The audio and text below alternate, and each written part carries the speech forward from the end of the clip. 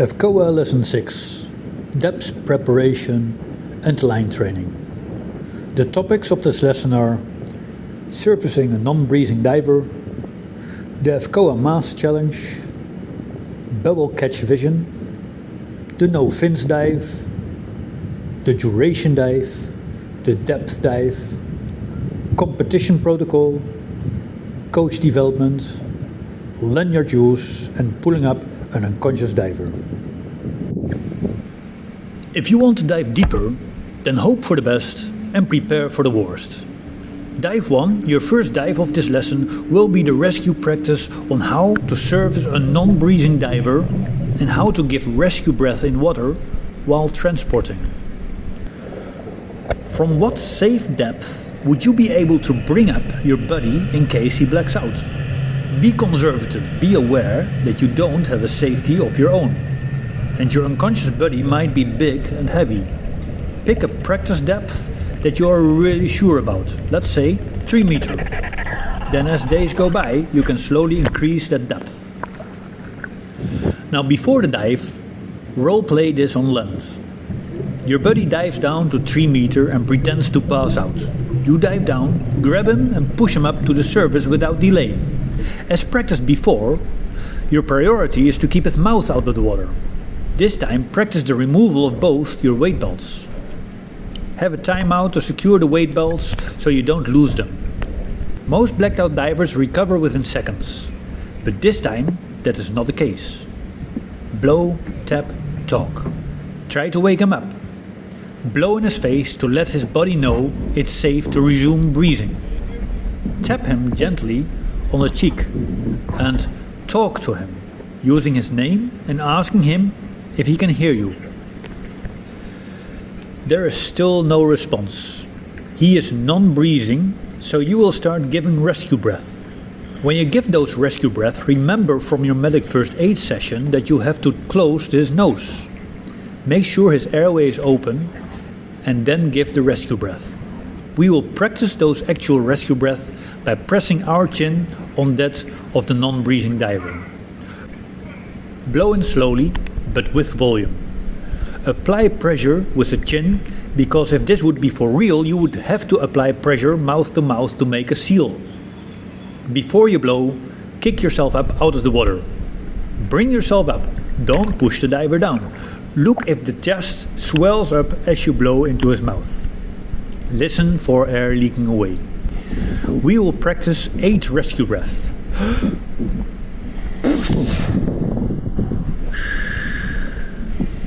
Count 4 seconds in between. 21, 22, 23, 24. After the 4th rescue breath, start swimming in a logical direction while you continue giving rescue breath. If you are the victim, then try to exhale from your nose whenever the rescuer does mouth to mouth to check if he keeps your nose closed properly. Dive 2, the FCOA Mass Drill. It's a difficult drill that takes time to master, but once you've got it, you won't have any mask insecurities anymore. If it would get kicked off, you would just deal with it on the spot without feeling the need to go up right away. This is the drill. Dive down 5 arm spans. Come back up to 1 arm length from the surface. Wrap your leg around the rope so you can let your hands go. Remove the mask. Replace the mask. Clear the mask. Surface with the displacement technique. Make eye contact with your buddy so he can check you and observe if your mask and snorkel are completely empty. Don't expect to master this drill today. Maybe you only get your leg wrapped around the line before you're out of breath. And that's a fine effort. Then tomorrow you can try to get a bit further into the drill. Dive 3. Bubble catch vision. A little trick to try out. If you would lose your mask on a bottom covered with seaweed, then by using bubble catch vision you can get your clear vision back and you might be able to find your mask back. Hold your hand cupped above one eye and blow a bubble into it from your nose. Then allow the bubble to stabilize and now you can look through it with sharp vision. You can read the numbers on your watch. Mind you, it does not work for everyone. Don't worry about it if it does not work for you. Dive 4 will be a no-fin dive. This to give you some options in case you lose a fin or in case you get a leg cramp. Frog kick down the line. Stay near it. You may pull the rope once to turn around, then kick back up using the frog kick. Always stay near the line so you can grab it and pull up in case you run out of breath. Dive 5 will be a duration dive. Try to stay underwater as long as you can.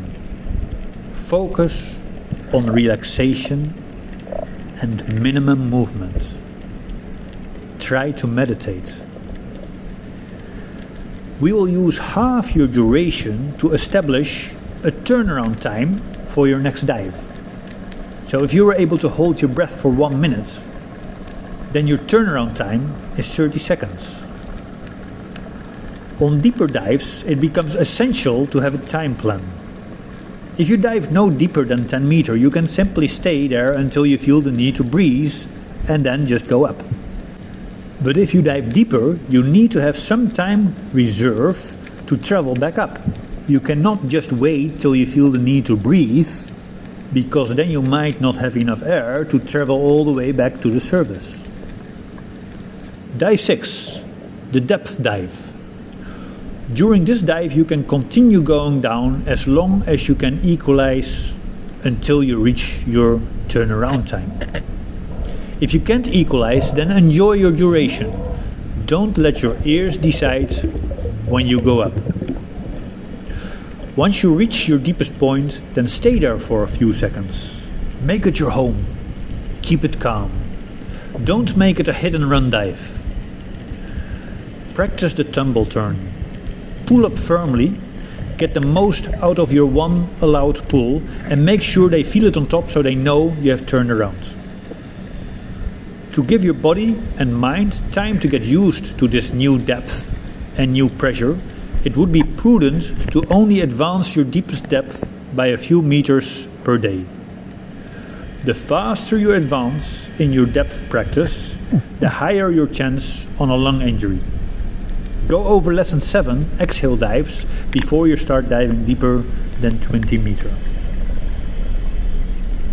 Dive 7.